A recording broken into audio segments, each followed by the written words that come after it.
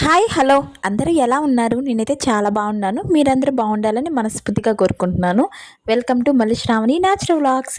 ఈ వీడియోలో మామిడికాయ ఊరగాయ ఎలా చేసుకోవాలో చూపిస్తాను. సో వీడియో మొత్తం చూసేయండి. ఇంకా ప్రాసెస్లోకి వెళ్ళిపోద్దామా. మామిడికాయలని బాగా వాష్ చేసుకొని ఇలా ముక్కలు కొట్టుకొని బాగా ఆరపెట్టుకోవాలి చెమ్మ లేకుండా. మామిడికాయ ముక్కలు కొట్టేది మా వారికి అయితే రాలేదు. ఇంకా మా మామ అయితే ముక్కలు కొట్టించేసారు. నెక్స్ట్ కల్లుప్పు ఉంది కదా, కల్లుప్పుని మిక్సీకి అయితే వేసుకోవాలి. కల్లుప్పు అనేది అలానే డైరెక్ట్గా వేసేసుకోకూడదు, కరగదు లాస్ట్లో.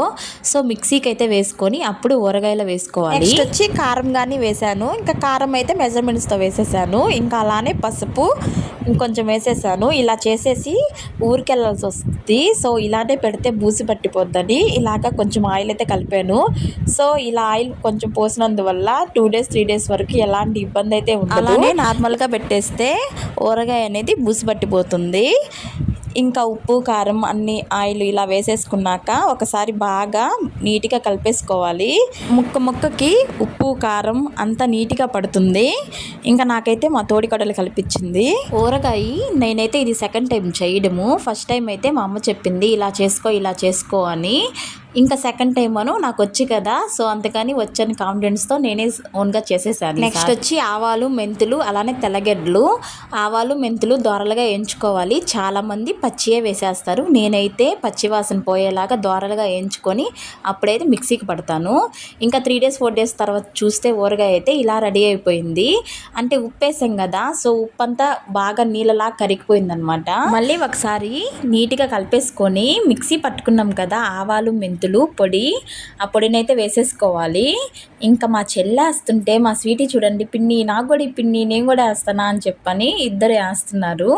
ఇంకా మెంతుల పొడి అయితే వేసేసాము. ఇంకా ఆ పొడులు వేసేసి మా స్వీటీ అంటుంది, మమ్మీ నాకు ఊరగాయ చేసేది వచ్చేసింది మమ్మీ, ఊరగాయ చేసేది ఇంత సింపులా, ఇంకా నేను చేసేస్తాను మమ్మీ అంటుంది. నెక్స్ట్ అయితే తెల్లగడ్డలు అయితే వేసేసాము. తెల్లగడ్డలు అనేది అలానే వేసుకుంటే టేస్ట్ అనేది నార్మల్గా ఉంటుంది. ఇలా మిక్సీ పట్టి వేసుకుంటేనే టేస్ట్ అనేది చాలా బాగుంది. నెక్స్ట్ ఈ ప్రాసెస్ అంతా చూశాక మా స్వీటీ ఊరగాయ ఎలా చేసుకోవాలో చెప్పొద్దంటే వినేయండి. మీరు కూడా ఎప్పుడైనా ఊరగాయ చేసుకోవాలంటే ఇలా ఎண்ணె పెట్టి ఉప్పు కారం వేసుకొని ఫస్ట్ వేసుకొని అట్ట చేసుకోవాలి. మీరు చెప్పింది కదా స్వీటీ. ఇంకా ఈ విధంగా అయితే ఊరగాయంట చేసేసుకోండి. ఇంకెందుకు ఆలస్యం, ట్రై చేసేయండి. ఇంకా ఆయిల్ అనేది చాలామంది పచ్చి ఆయిలే పోసేస్తారు, కానీ టేస్ట్ అది కూడా బాగుంటుంది. నేనైతే ఆయిల్ కాచే పోస్తాను. నూనె మసాలా తెల్లగడ్డలు అన్నీ వేసేసుకున్నాక లాస్ట్ వన్ బాగా కలిపేసుకోవాలి. చూడండి ఇప్పుడైతే ఊరగాయ అయితే రెడీ అయిపోయింది. ఇప్పుడు టేస్ట్ ఎలా ఉందో చూద్దాం.